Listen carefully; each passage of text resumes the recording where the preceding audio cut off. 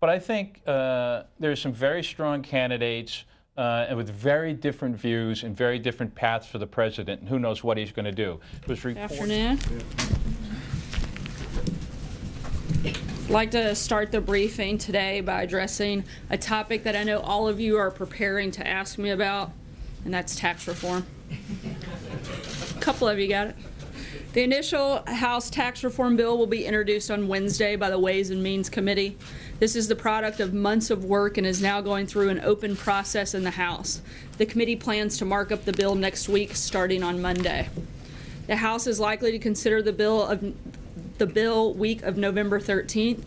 In order to stay on pace, we want to see a House bill passed by Thanksgiving.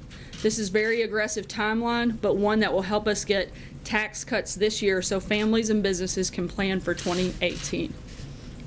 We look forward to the details of the tax bill being released on Wednesday, but today I want to take a step back and explain what we're working to do using an anecdote we can all understand. This story has been floating around the internet for a while, and it's important to keep in mind that the numbers are not exact, and I'm also not encouraging any drinking. So file that away.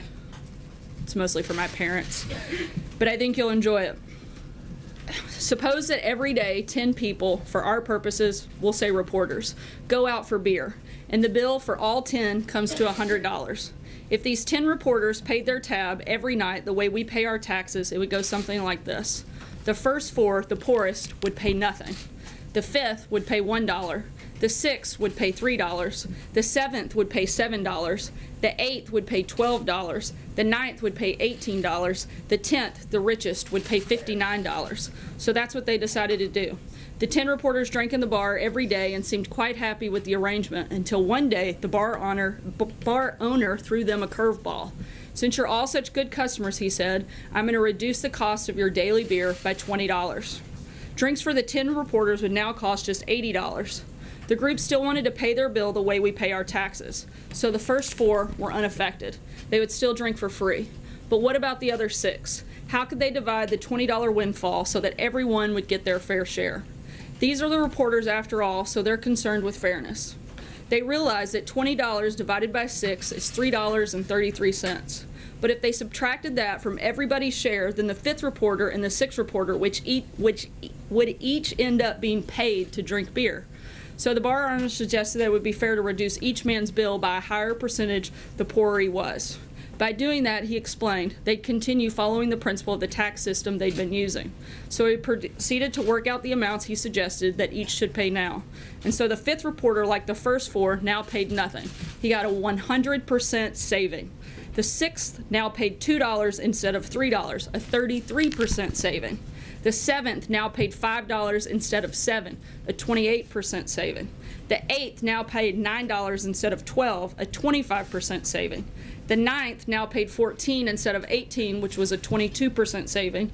And the 10th now paid $49 instead of $59, a 16% saving. So each of the 6 was better off than before, and the first 4 continued to drink for free. But once outside the bar, the reporters began to compare their savings. I only got $1 out of the $20 saving, declared the 6th reporter, and she pointed to the 10th reporter. He got 10.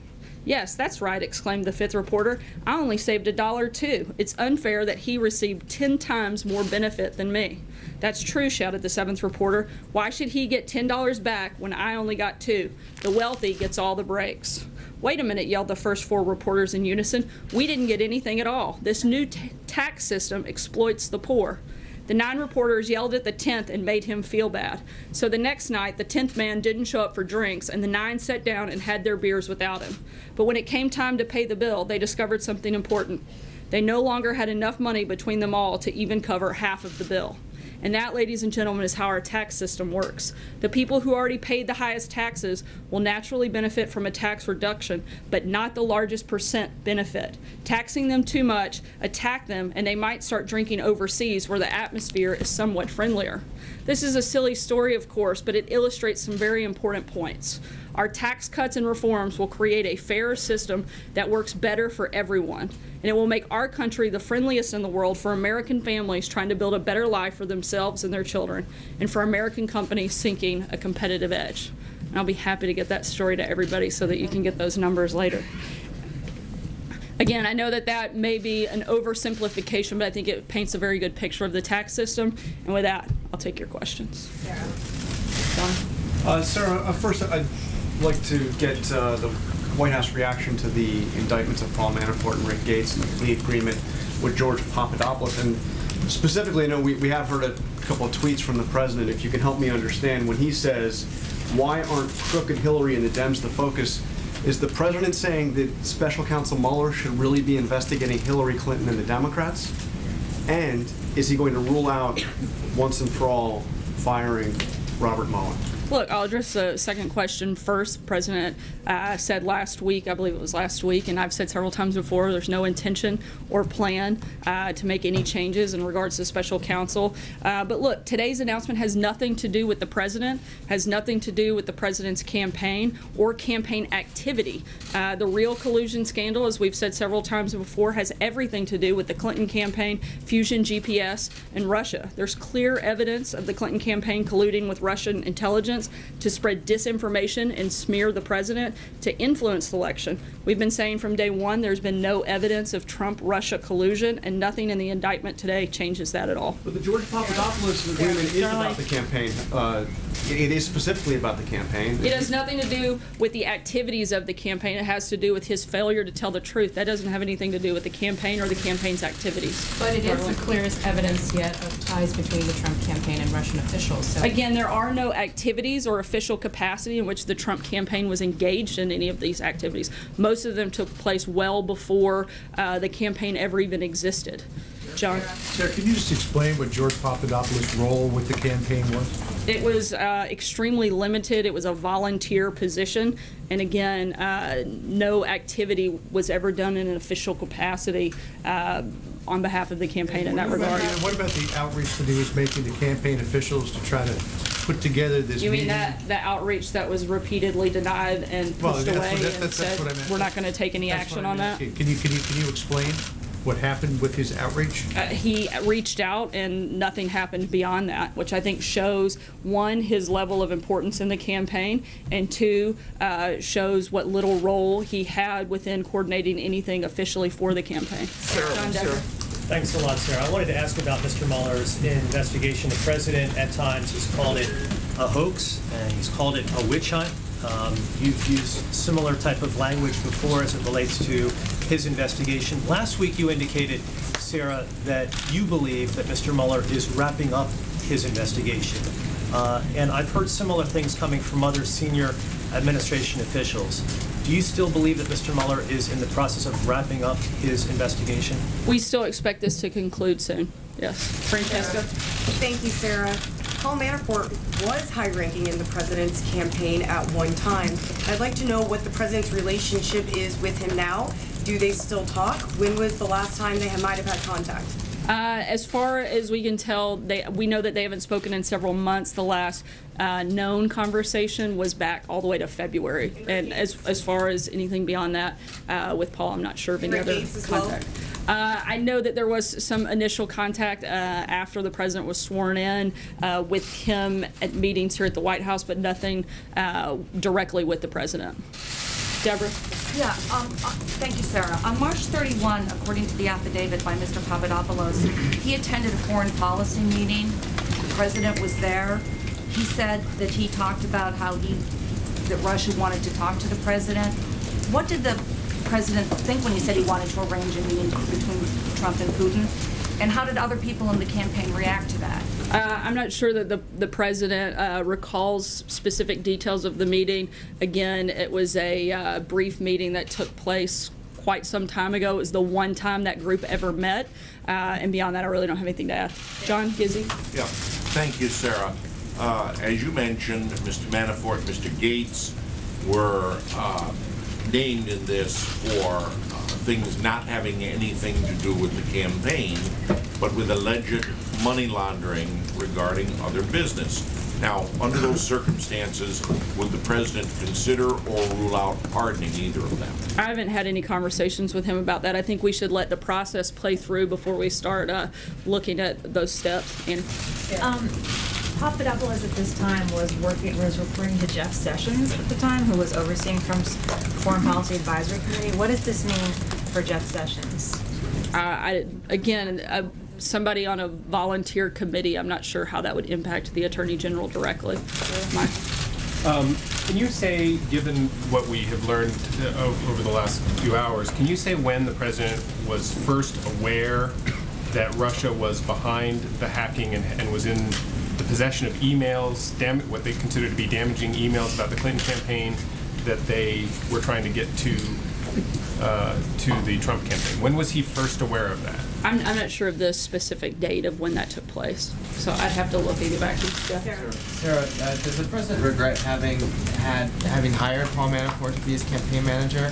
And is he and the rest of the White House concerned that this issue will distract from tax reform and the other domestic policy and foreign policy? We're not worried about it distracting because it doesn't have anything to do with us, because this is something that is action that took place outside of the campaign or campaign activity. And as far as whether he regrets having hired him to be a campaign manager? I didn't ask him that question specifically. Sir, how can you describe Mr. Papadopoulos as having a limited role when there's a photograph of Mr. Papadopoulos sitting at a table with the president candidate has Trump thousands of photographs with millions of people. So he was also cited by then candidate Trump in a meeting with the Washington Post as to who his top foreign policy advisors are.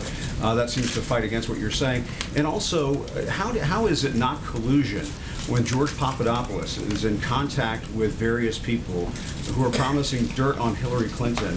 A series of events that closely mirrors what occurred with the president's own son. This individual was on in pursuit of information that was damaging about the Clintons. How is all of that not collusion? Look, this individual was the member of a volunteer advisory council that met one time over the course of a year, and he was part of a list that was read out in the Washington Post. I'd hardly call that some sort of regular advisor, or as you want to, push that he's like a senior member of the staff. He was not paid by the campaign. He was a volunteer on a council that met once. And we're worried about what he said. Collusion activities, Sarah.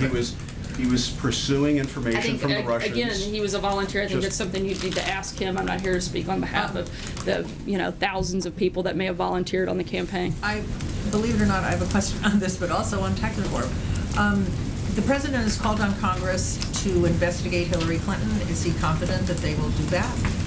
I think that's a question you have to ask Congress, but I think that there are enough reports and enough information out there that seems to suggest it might not be a bad idea. Any congressional leaders of committees? I don't know if he's had a member of Congress specifically tell him that they're planning. My question about tax reform is where does the president stand on the idea of phasing in the corporate tax cut so it would reach 20%? Sometime around 2022. I think the president's been clear that his priority is to make sure that that's where we start with the tax plan currently. I think, again, he's laid out what his principles are. As of right now, that hasn't changed, and don't anticipate that it will. Major? Sir, just so we have the terminology straight, when you say George Papadopoulos had no official capacity, what do you mean by that? I mean, he was a volunteer on the campaign and a volunteer member of an advisory council that met one time. So his activities were entirely of his invention. No one asked him to do any of these things. Is that what you're telling the American public? I'm telling you that he was a volunteer member of an advisory council that literally met one time. The reason I ask is now there are two episodes in which people associated with the campaign at a rather high level, at least in one instance, and George Papadopoulos is a member of a foreign policy or military advisory committee, sought dirt on Hillary Clinton from people representing themselves as either linked to or associated with the Russian government. Is that just a coincidence? The only interaction I'm aware of that deals with this individual was him reaching out and being repeatedly denied. So that's all I can tell you is he asked to do things, he was basically pushed back or not responded to in any way. So any actions that he took would have been on his own, and you'd have to ask him about those because I can't answer. Later activities of the campaign to have that same kind of meeting at Trump Tower. I'm sorry? What explains the campaign's later involvement with those associated with the Russian government, or said they were, to get dirt on Hillary Clinton later in the campaign? And we've addressed that. They took one meeting, nothing came of it. No, I don't believe so. That does not indicate a pattern of trying to obtain that information from that government. getting information about your opponent. No, the big difference here is you have a meeting that took place versus millions of dollars being sent to create fake information to actually influence the election. You compare those two, those are apples and oranges. What the Clinton campaign did, what the DNC did, was actually exchange money. They took a meeting. Those are far different, and one is pretty common practice in any campaign to take a meeting. The other one is actually paying money for false information. That's a big deal and a big difference. Thanks, Sarah. I have two questions for you, but first, if I could follow up on your comment there about the GPS dossier. This is an issue that many senior level administration officials have pointed to during these questions about the special counsel. Has the White House asked the Department of Justice to look into this issue? Not that I'm aware of. Can I follow up on Mueller? You've spoken with the president today? Yes, I have. Can you give us a little bit about his reaction to the news this morning? Obviously news that swept the nation's capital. But how did the president respond to this news about two people who did work for his campaign?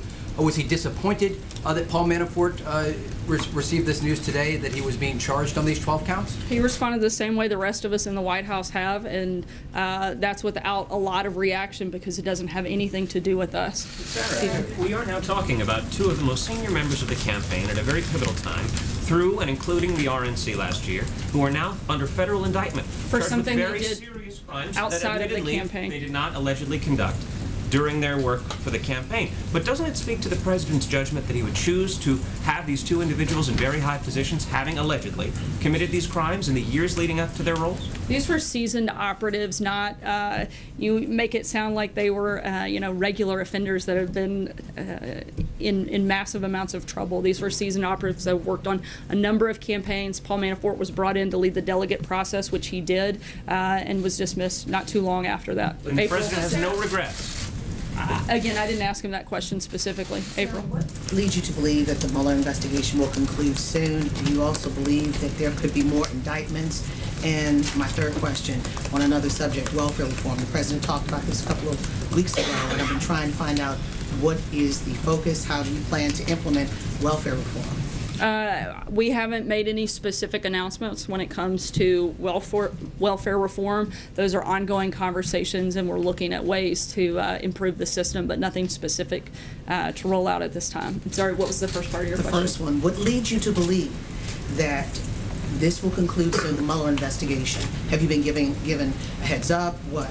Those are the indications that we have at this time. I can't go any further than that. Indications from who and where? Sarah, indications from where? As I just said, I can't go any further. And also, what about, you don't believe there'll be any more indictments at all? That's a question you'd have to ask Robert Mueller. But you're saying that it's going to be concluded soon. I still attend that we believe that it will be concluded soon, but beyond that, I don't have anything else to add on a specific time frame. Right here.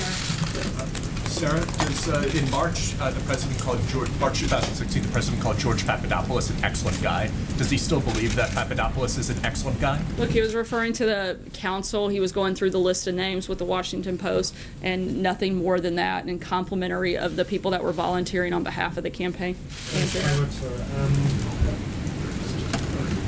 Papadopoulos told the FBI that a campaign supervisor told him, "I would encourage you to make the trip to Russia if feasible." How does that not constitute the campaign encouraging him to make contact with the I'm not aware of that conversation, so I can't speak to that. Sir, at the end of the day, is there any concern at all from this administration, again, trying to drill down on what was asked earlier, that two people who worked for the president are now under indictment? One has pleaded guilty, and he promised to hire only the best people. Is this an example of the best people to hire? Look, again, this goes back to these were activities that took place outside of the scope of the campaign. I can't comment on anything they did. But are these the best people to hire? Look, the president hired Paul Manafort to handle the delegate process, which he did, and he was dismissed not too long after that. Sarah, last week the administration opposed a federal judge's decision that allowed an undocumented teen immigrant to have an abortion. Now that case is over, it's been decided she's had that abortion. What is the White House reaction to that decision, and does it set a dangerous precedent going forward? I can't comment on the specifics of that at this point. Case at all? Did he comment on it? I didn't speak directly with him about the case. Ronnie. Sarah, thank you. I'd like to ask you about a different topic. Just breaking before the briefing, court ban the president from changing military policy on service by transgender people. What's the reaction from the White House and the plan moving forward in reference to this? Obviously, this is something just announced. The Department of Justice has it. They're reviewing it, and I'd refer you them to any specific questions.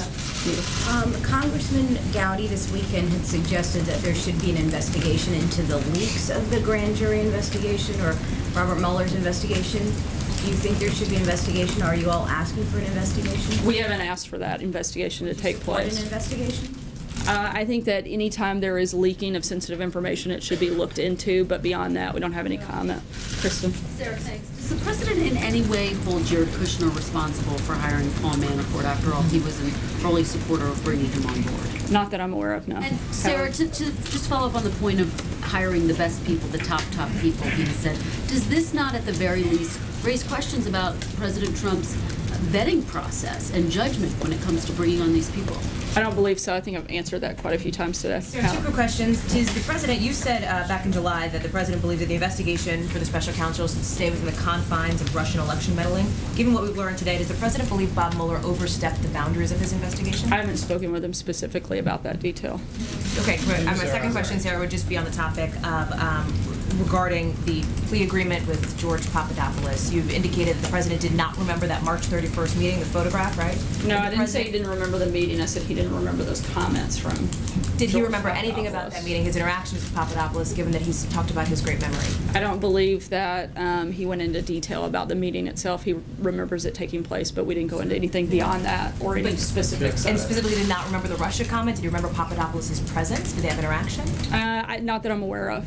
Thank you, Sarah. Gallup just came out with a poll giving 33% approval, 62% disapproval to the president. What's your reaction? Is the president aware of this? Any plans of changing anything? Look, we're focused aggressively on pushing forward on a very bold agenda specific to tax reform, tax cuts. I think that the economy continuing to grow and strengthen is something that will certainly change those numbers. But at the same time, I think these are some of the same polls that also said this president would never be president, so I don't have a lot of confidence in them. Sarah? Take one last question. Sarah, can you please clarify your answer to Mara?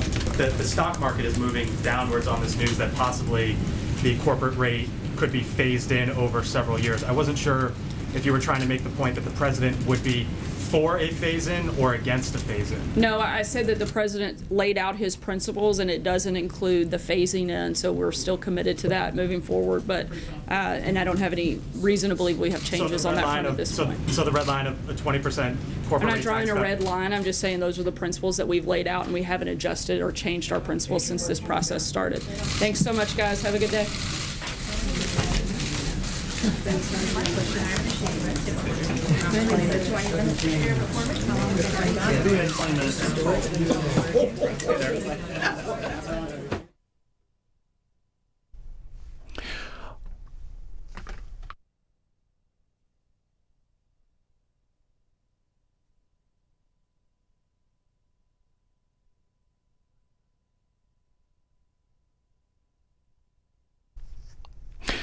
Finishing up with the White House briefing this afternoon as we head outside and look at a live picture of the U.S. District Court here in Washington, where Paul Manafort was scheduled to meet with a federal judge this afternoon. A story in The Hill saying the charges are related to work Mr. Manafort did on behalf of a pro-Russia political party in Ukraine, for which Mr. Mueller alleges Paul Manafort and business partner Richard Gates were paid tens of millions of dollars that they then laundered in order to hide Ukraine payments from United States authorities. Those details, by the way, in an article on thehill.com. We'll continue to watch the scene. If there are any comments or remarks, we'll get them to you also